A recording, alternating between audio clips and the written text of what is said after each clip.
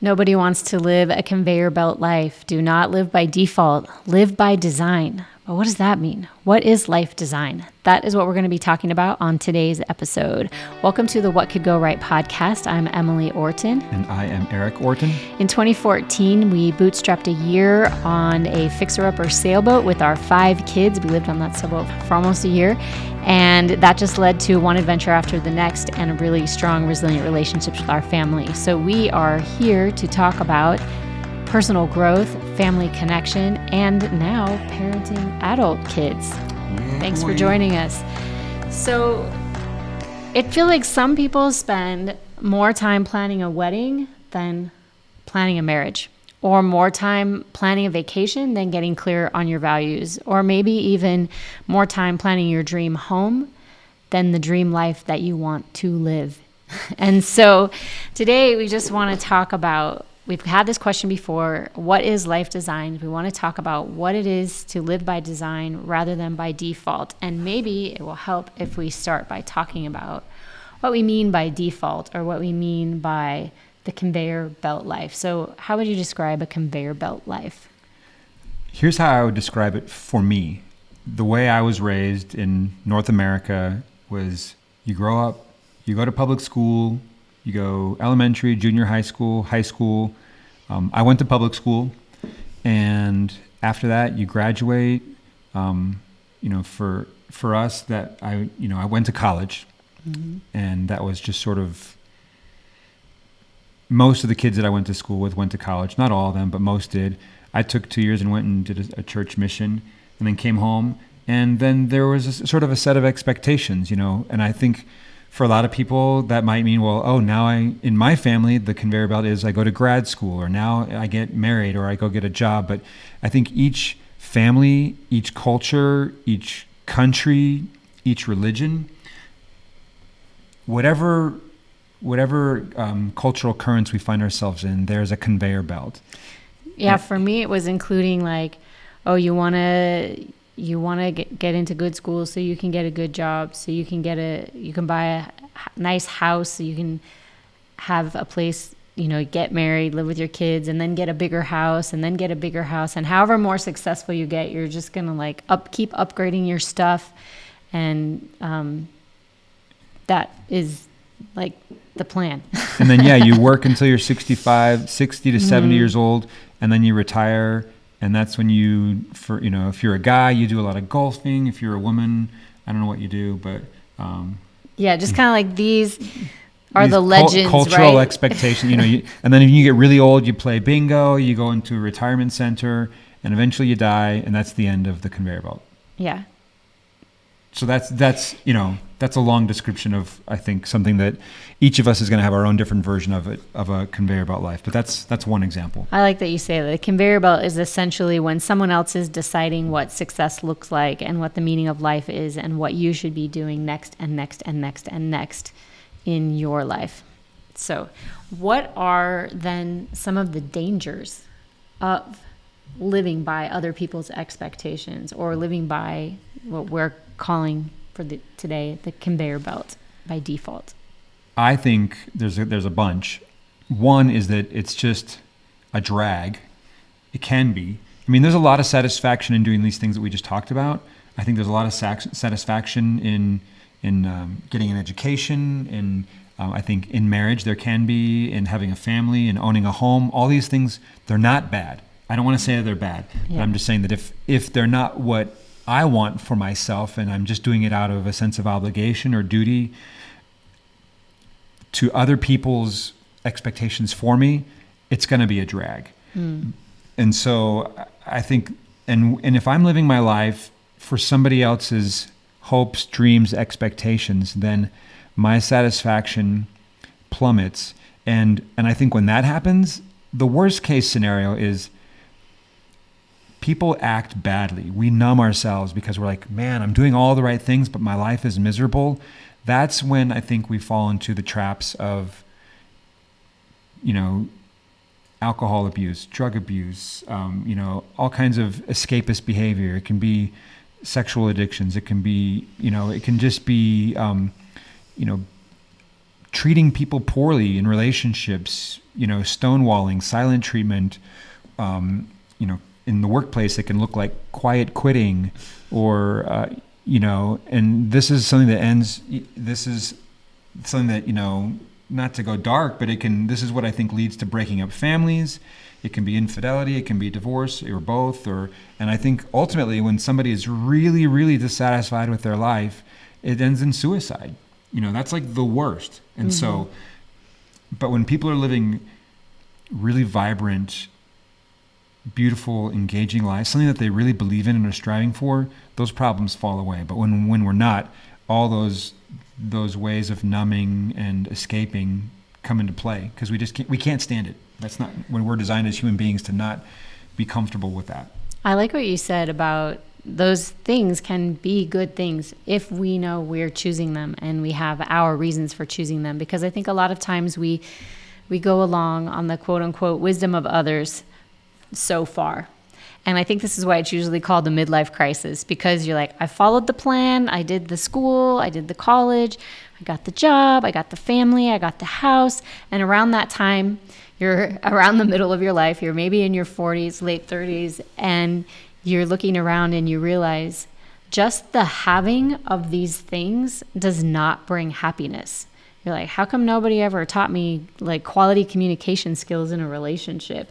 Or, whatever else it might be, you suddenly realize this didn't cause me to be happy. And now you look back on the rest of your life, your brain has developed to the point that you start thinking back on everybody else's motivations and why they were telling you things. And did I really have a decision here, or was I just pulled along by the conveyor belt or by the social current that I was in?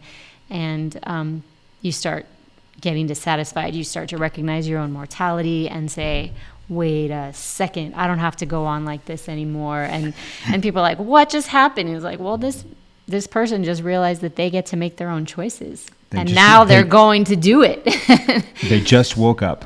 They just woke up to this fact. And so if we can the sooner we can come to this realization that we actually get to make these choices, the better. So this is where I would say the benefits of life design really come into play. And it's never too late, but it's also not really ever too early.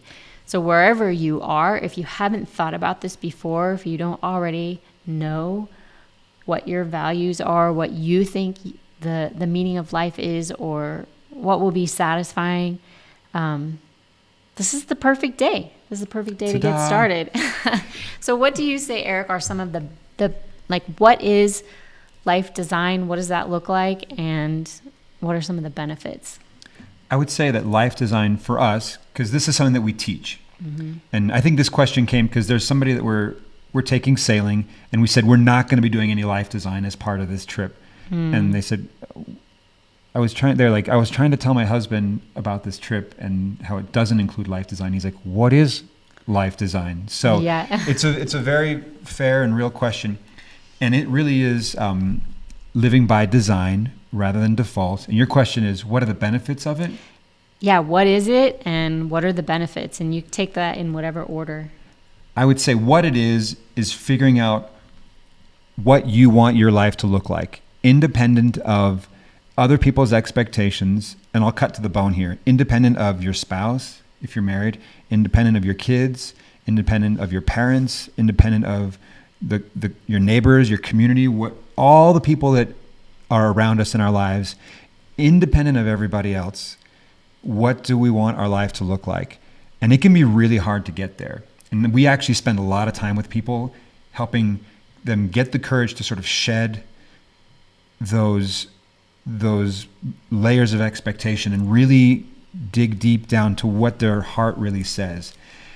It can be a challenge because as they're going into what do I want, they're thinking, well, my wife wouldn't really like that, so I won't say that thing. I'll say this thing, or that wouldn't work for our current family situation, so I'm not even going to put it out there. It's like, it's fine. We'll get to the collaboration and the compromise later, but what is it that you actually want? We like to do our coaching of like personal growth, but founded in those relationships. So move forward without a fear that we will attend to those later. But this is this starting in the space.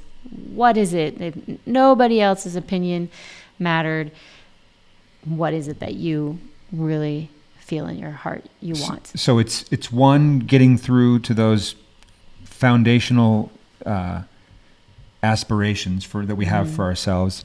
And I think it's, like you said, it's also disregarding our current circumstances.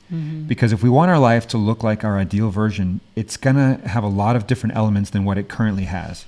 And so we set aside things like how much it's going to cost, or how long it will take, or where it's going to happen. We set aside, or whether or not we believe it's possible, or the probability of it happening. Exactly. And so when we set all those things aside, we end up, if we're honest, we come up with things that feel really impossible. Things that just feel massively unrealistic. And that's where it gets exciting. Because I can attest to you that when you get there, when you start, it feels impossible. It feels crazy. It feels irresponsible sometimes. and yet, and then there's a process that we teach that breaks it down to start moving something from that impossible to the inevitable. And it's crazy to me to see how many times it's happened in our lives, but then also to see it happen in our clients' lives.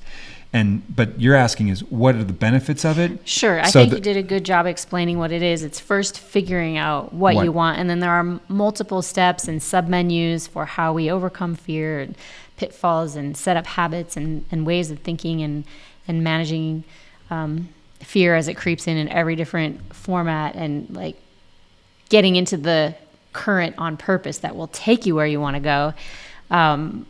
So all of that we do in our coaching. But now we want to talk about, imagine for yourself, what do you think the benefits would be of actually knowing where you're going and actually who you want to become and what you truly value?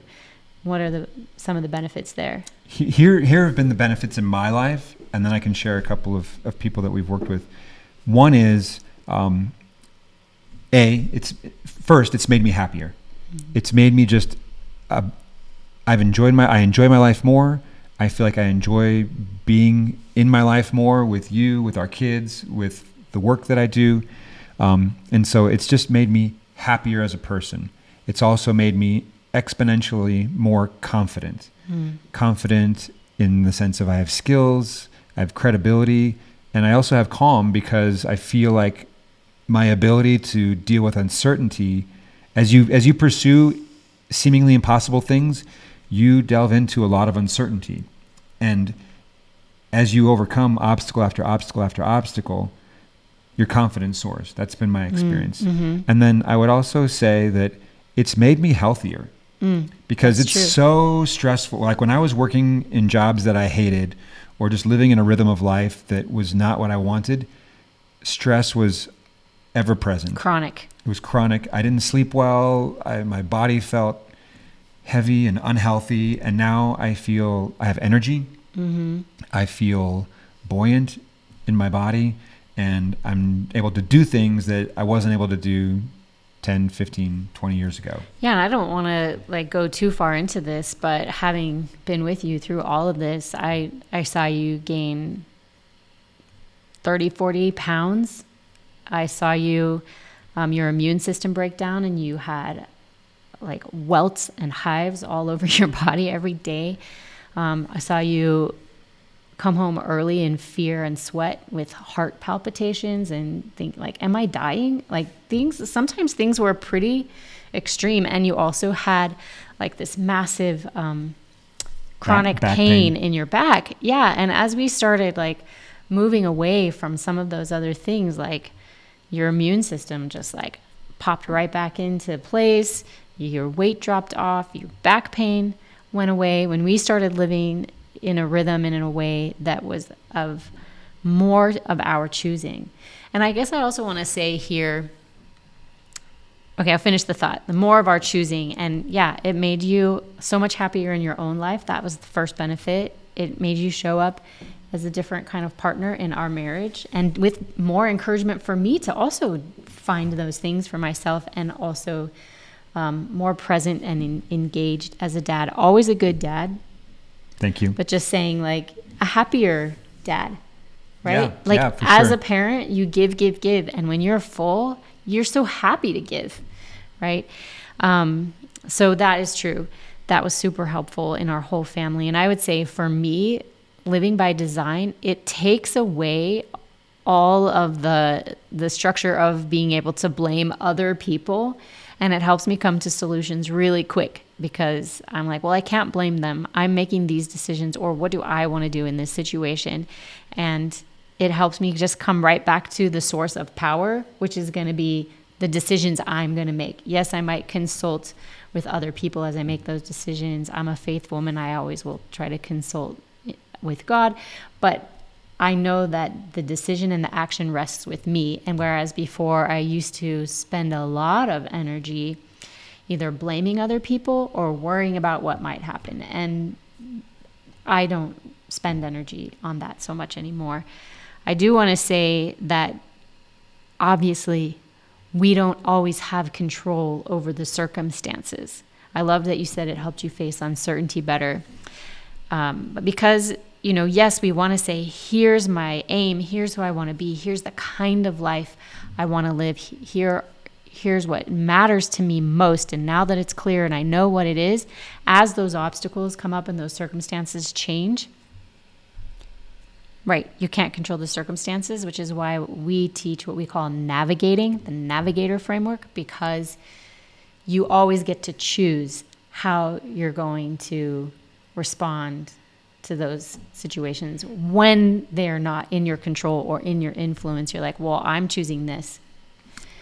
It's just powerful. You just feel better. It's nothing of the race to the bottom, who's the most victimized. It's like, well, for me in my life, I'm the one who gets to make decisions, and it comes back to me. So it's a very short line to walk as you try to figure out what's going to happen next. I'll throw out two ideas. One's really quick. I got a sticker this week that says, the waves are going to keep coming, but you can learn to surf. Mm-hmm. And so that's kind of like the navigator framework, like super short. Yeah, like I love navigating that. is like a boat and you're going to cross long distances, but just like, waves are going to keep coming on the beach of our lives, and we can just get kind of like tossed by them, or we can learn to surf.